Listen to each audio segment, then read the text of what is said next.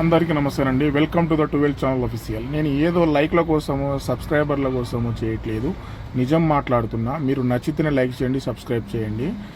విషయం ఏంటంటే, మన గ్రామాల్లో మనం చూస్తున్నాం కదా, మన తెలంగాణ రాష్ట్రంలో ఎన్ని గ్రామాలు ఉన్నాయో అన్ని గ్రామాల్లో రైతు వేదిక మరియు శ్మశాన వాటిక, కొత్తగా ఏర్పడ్డ గ్రామ పంచాయతీలలో గ్రామ పంచాయతీ బిల్డింగ్ కట్టడం జరిగింది.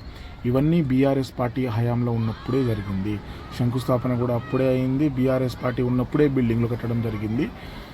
కానీ ఇప్పుడు వీళ్ళు ఏం చేసిరా అంటే, ఆ బిల్డింగ్లో ముందలేమో శిల్పంలో ఆ పేరు ఉంటుంది కదా, వాళ్ళ పేర్లు తీసేసి వీళ్ళ పేర్లు పెట్టుకున్నారు.